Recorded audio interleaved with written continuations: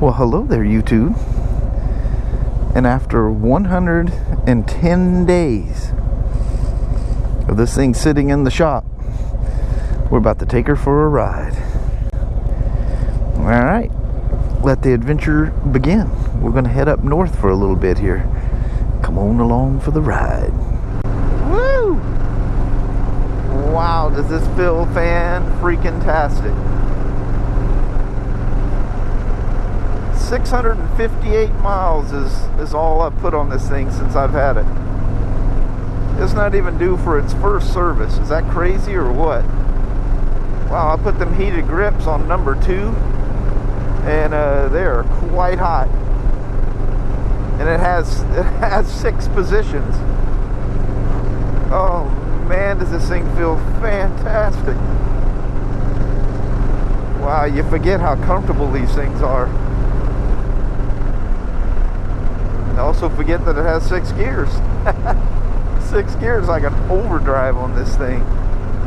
Wow, look at that, 60 miles an hour, like, what is that, 2,300 RPMs? Wow. Oh, I can't believe it's been so long since I rode this thing. That's absolutely amazing that much time can go by. Man, you know, Harley's like, it reminds me of Honda and BMW. They just have the ergonomics absolutely sorted out. Alrighty, we're back. The trip up was nice and smooth.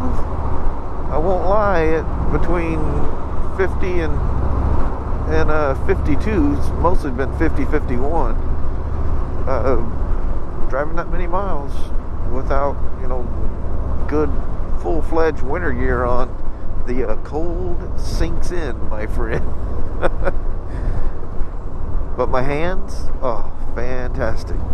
Man, in super view, I know you can't see this, but Mount Rainier is sitting there in front of us, just as large as life.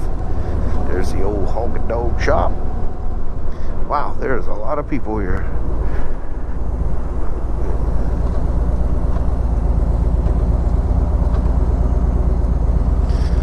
Come on around there, minivan, automobile.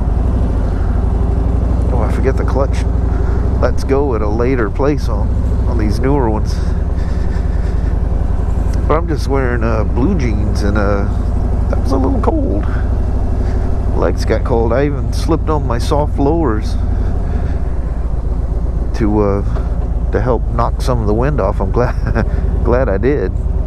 But there's that gap between the fairing and the soft lowers where it blasts you pretty good with cold. Man, those guys are not looking overly friendly. I probably shouldn't spend a whole lot of time here. I don't know where there's a good place to park, so I'm kind of slithering in off in the distance.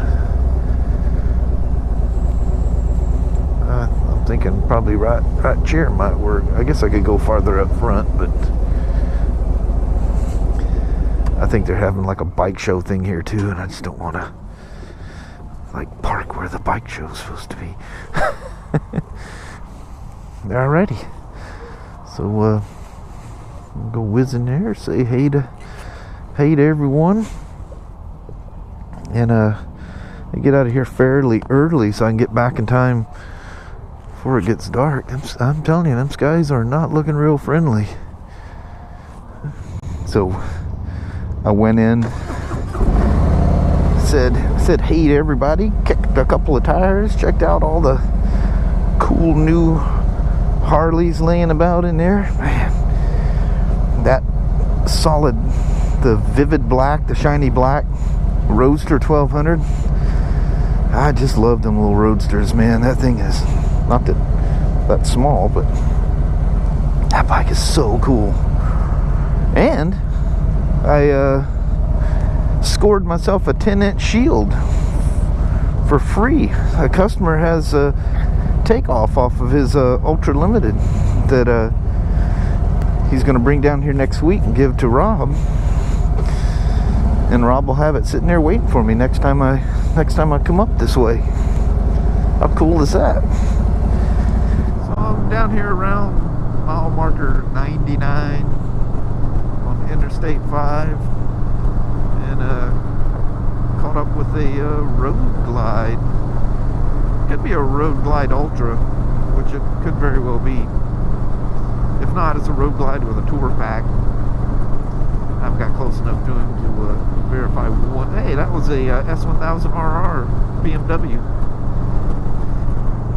They passed on the other lane. He's heading north. At any rate, I got a riding partner here for a moment or two on a Road Glide. That would be a Road Glide Ultra twin cooled, on account that he's got the rattleators up front. We're in beautiful downtown Centralia. Love old buildings, old towns, you know, and then the old buildings are still being utilized. Businesses are going along nice and strong. Man, this thing, it's amazing, you know, comparing my 2015, just how well mannered this thing is in all conditions. Like, just loafing around town, twisting about. Doesn't matter if you're crawling along at less than walking speed or bombing along 80 down the freeway. This thing is just so freaking pleasant. The motor's just so easy to deal with. You know, and that typical balance feeling that Harleys have to them, just fantastic. You just feel so comfortable, so confidence inspiring. You know, and nowadays with all the, you know, the much better suspension, crazy Brembo brakes these things have on them. It amazes me how these things stop like a sport bike. Fantastic. Hey, look, it's Lassie.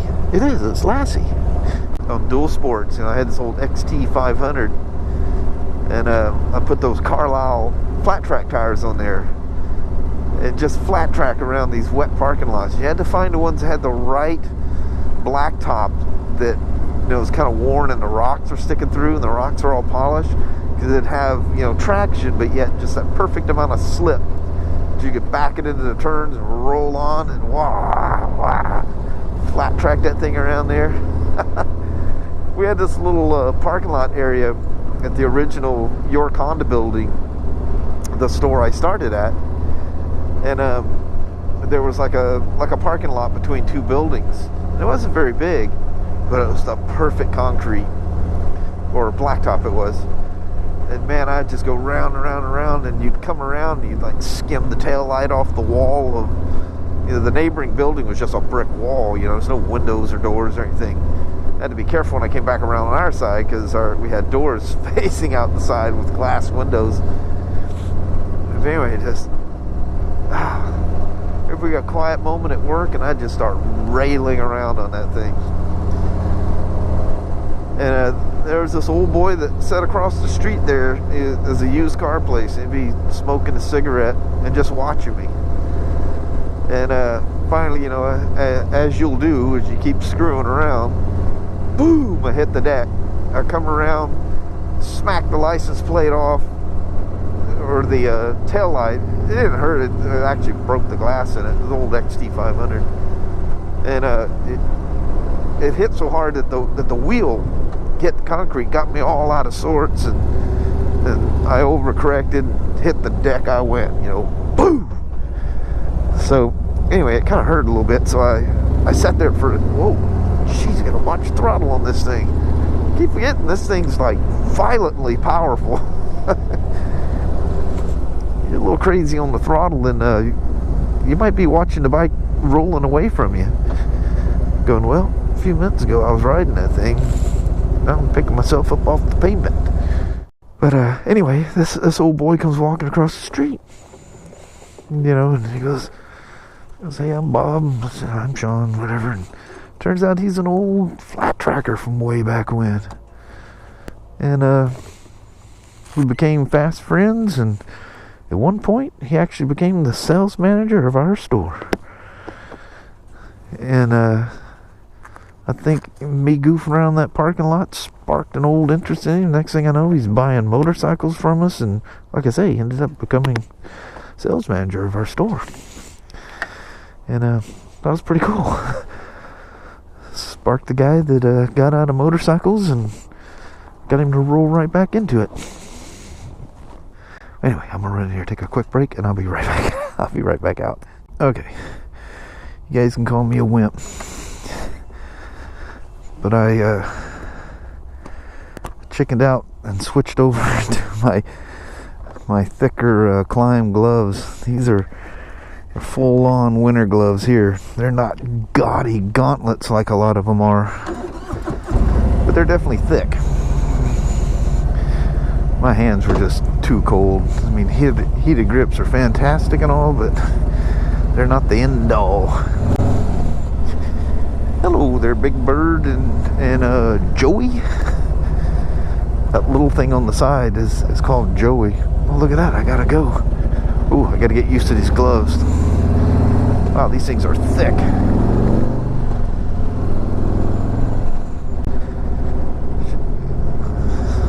You guys thinking the same thing I was thinking? I was thinking maybe he didn't see me and he was gonna come on over. You know, people freak out about ground clearances on you know, dual sports and adventure bikes and stuff like that. If you got a good skid pan, you're alright. Ground clearance isn't everything. That's one of the things that you know, keeps coming up. You know, I don't know, you know, but you know, because they make that BMW in a lowered chassis, you know, and they go, oh, well, you lose some ground clearance. And I'm like, so what? You're riding a 600-pound motorcycle. You're not going to be going too crazy on that thing. Now, if you're a serious, and I mean veteran rider, you're doing some serious around the world stuff, yeah, I would go with the taller one. I'd probably go with the taller one anyway. I'm one of these people that I can't deal with the fact that I'd be missing something that would otherwise be there.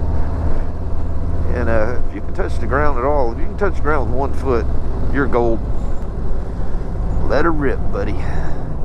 It's funny how, you know, speaking of different genres of bike, how people will just hyper focus on one type of bike. I guess if I knew I'd only have one motorcycle ever, like if there's no way you had to pick one motorcycle to do everything with, I don't know. I do love the idea of that, you know, adventure touring urban assault vehicle. But you know, let's all face it, that's not the best looking motorcycle. You know, it's really cool because it's so purposed, you know, and it's so serious, you know, in that manner. It's really cool, but you're not going to walk up to an R1200GS Adventure with the same smile on your face that you're going to walk up on a street glide or whatever kind of bike you think's really good. If you're into sport bikes, you know, whatever it may be, S1000RR, or GSXR, whatever, you know, whatever your little click is. But to me, I think it's beautiful because I see the capabilities of it and stuff. So I don't, you know, it doesn't have to have the fancy colors and the impressive lines and sweeping whatever, you know. I just know that thing's a bad to the bones motorcycle. Anyway, let me bust out some miles here. I'll jump back on. I need to turn the camera off so I can go a little faster and get farther towards home. I don't like showing that stuff on film. So if you want to see somebody going fast, there's a million videos of that. Go right on and watch them people. You're not going to see it from me. Whew. Wow. All I gotta say is this thing's pretty unreal. That ain't even right. Man, can you rail on this thing? Hope I didn't knock the fibers off of I was dragging some stuff there. Wow, this thing's unreal. Wow, it just holds in the power so good. It just pulls and pulls and pulls. That's nuts. But man, at 46 degrees, that cold. I'm just wearing this jacket with no inner liner, so it's essentially a big raincoat right now. There's no insulation in this thing whatsoever, and I'm quite cold. I've got to get some heated gear. I have to. So here we are in the little town of Toledo. It's amazing how well them grips work. 3 is magical with these insulated gloves. Oh, it's 25. Whoa, I say whoa. Anyway, other than me being cold, because this coat has like like zero warmth without the liner in it. I don't know why I left without the liner. That was a dumb move, wasn't it? I should have known I'd be coming back after dark. And that's, well, it's saying 44 now. It's saying 43 when I was riding along there. So anyway, I appreciate you guys coming along for the first time in 110 days. That's a shame that motorcycle is set for that long. But I'm going to throw some petrol at this thing. I'm going to head on up to the house and see the little mama. And I think tomorrow, if it doesn't rain, tomorrow I'm going to take the GS Adventure out for a rip somewhere. There's a place I want to go, but I don't want to ride the whole thing in the rain. Plus I gotta, it's the store's demo, so I gotta keep it pristinely clean, and I don't want to spend all day washing the thing either. So anyway, I appreciate you guys coming along for this little rip and goofing around with me. I'm a little rusty doing the motovlogs here because I haven't done them in so long. But we'll get back into the routine. It took me forever to get out of the house. Kelly goes, "Jeez, you're slow." I said, "Woman, it's been like 4 months since I've gathered up stuff to go for a motovlog ride, And anyway, we'll get all that stuff sorted out. But once again, thank you guys very much. We'll talk to you on the next rip. All right, thank you guys very much. Bye-bye now.